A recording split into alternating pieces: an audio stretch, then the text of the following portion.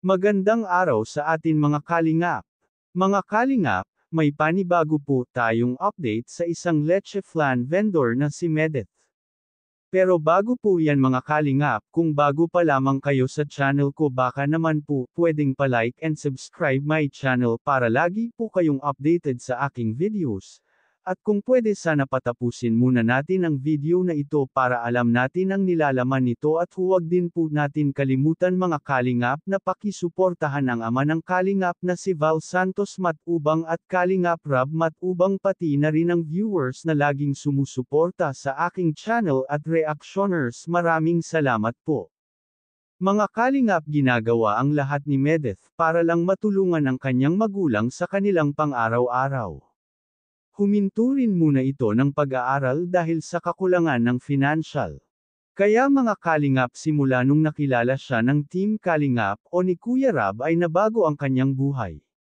Nilapit ito nila Kuya Rab sa school para maging fully scholar na siya at para maipagpatuloy na niya ang kanyang pag-aaral. Napaka-professional mga kalingap ni Medeth lalong-lalo na sa kanyang pakikipag-usap.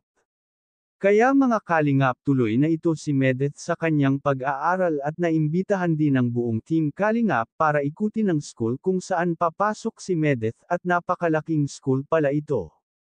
Mga kalingap kinausap din ito ni Kuya Dan para bigyan ng advice at congratulate ito si Medeth sa panibagong niyang haharapin.